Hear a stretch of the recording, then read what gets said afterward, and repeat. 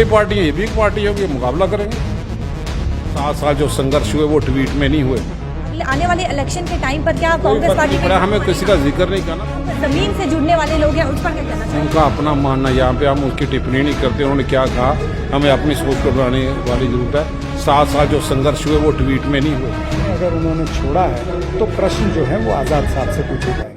नमस्कार, TVN network में आपका स्वागत है और मैं हूं शिल्पा शर्मा। इस वक्त हमारे साथ एआईसीसी के स्पोक्स पर्सन चरण सिंह जी मौजूद हैं और इनसे ही बातचीत करेंगे। सर, आप जम्मू में आए हैं तो क्या कहना चाहेंगे सर? क्या मुख्य कारण है कि आप जम्मू में आए हैं? मुख्य कारण ये है कि श्री राहुल गांधी जी की भारत जोड़ो यात्रा 7 तारीख से शुरू हो रही है, कन्याकुमारी से कश्मीर तक।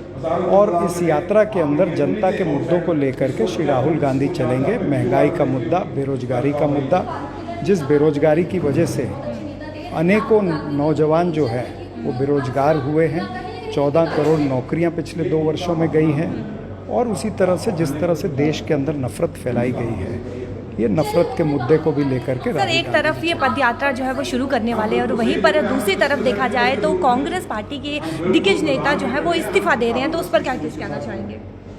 देखिए, कांग्रेस पार्टी एक बहुत बड़ी यूनिवर्सिटी है, एक कार्यकर्ता से नेता निर्माण करने की एक फैक्ट्री है। 136 वर्षों के इतिहास में बहुत से कार्यकर्ता आए, नेता बने और उनकी महत्वाकांक्षाएं बढ़ी तो वो चले भी गए। लेकिन कांग्रेस पार्टी नेता तैयार करती रहेगी जो देश का निर्माण कर सके।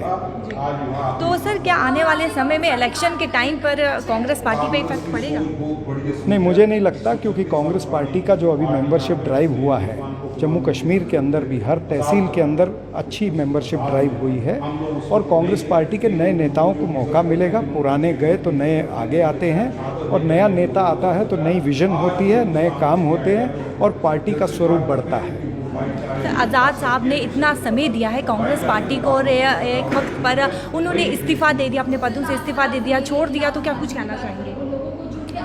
नहीं, मैंने पहले भी कहा कि आज़ाद साहब के इस्तीफे की टाइमिंग जो है उस पर निश्चित रूप से जम्मू कश्मीर की जनता प्रश्न चिन्ह निर्माण करेगी कि ऐसे समय में जब देश के अंदर महंगाई है, बेरोजगारी है, नफरत फैलाई जा रही है, आज़ाद साहब उन मुद्दों को न उठाते हुए अपने व्यक्तिगत मुद्दों को बीच में ला करके उन्होंने ऐसे समय में पार्टी को छोड़ा है जब श्री राहुल गांधी महंगाई, बेरोजगारी और नफरत के खिलाफ भारत जोड़ो यात्रा शुरू कर रहे हैं। कन्याकुमारी से कश्मीर तक चल के आएंगे, जनता से मिलते हुए जनता की आवाज़ बनेंगे।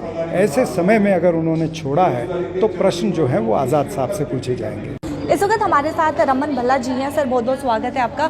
सबसे पहले तो सर मैं यही पूछना चाहूँगी कि कल जिस तरीके से बच्चों पर लाठी चार्ज की गई या छुट्टी की मांग कर रहे थे और उन पर लाठी चार्ज की गई, क्या कहना चाहोगे? हम उसकी निंदा यहाँ पे करते हैं। सरकार को समझना चाहिए था, जायज़ मांग है, इनकी मांग को स्वीकार करना चाहिए था। आज 2 साल हो गए, भाजपा डबल इंजन की सरकार है।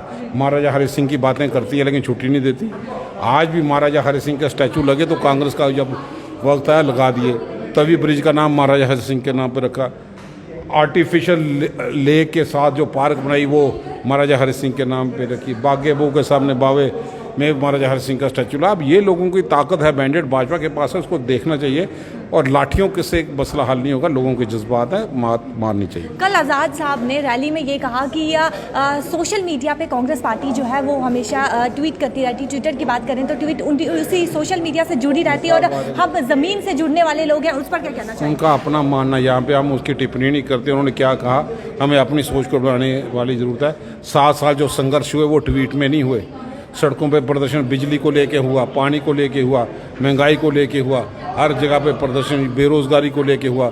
रियासत का दर्जा टूटने के बाद जो संघर्ष यहाँ पे किया वो ट्विटर पे, कंप्यूटर में नहीं हुआ, वो संघर्ष विपक्ष ने किया और कांग्रेस की लीडरशिप ने किया। आज़ाद साहब के सपोर्ट पर बहुत सारे नेता जो है वो सपोर्ट कर रहे हैं। कल रैली पर बहुत सारे सपोर्टर्स जो है वो देखेंगे, तो क्या कहना चाहोगे कि अगले आने वाले इलेक्शन के टाइम पर क्या कांग्रेस पार्टी पे हमें किसी का जिक्र नहीं करना। बहुत सारी पार्टियां हुई, जब वो पार्टी अलहदा बन गई, आप पार्टी बनी, आम पार्टी बनी, पैंथर पार्टी यहाँ पे है, और भी कई पार्टी हैं, ये भी एक पार्टी होगी, मुकाबला करेंगे। साफ तौर पर आपने सुना कि रमन भल्ला जी का क्या कुछ कहना है। जब उनसे पूछा गया कि इलेक्शन के टाइम पर क्या कांग्रेस पार्टी पे इफेक्ट पड़ेगा, तो उनका साफ तौर पर कहना है कि किसी के इस्तीफा देने से कोई इफेक्ट जो है वो नहीं पड़ने वाला है। और वहीं पे बात करें चरण सिंह जी की, तो वहीं पर पद यात्रा जो है वो शुरू करने वाले हैं। और वहीं पर बात करें जिस तरीके से कांग्रेस पार्टी को छोड़कर काफ़ी नेता जो है, लीडर्स जो है वो जा चुके हैं, लेकिन रमन भल्ला जी का साफ तौर पर यही कहना है कि किसी के जाने से कांग्रेस पार्टी पर कोई इफेक्ट नहीं पड़ेगा।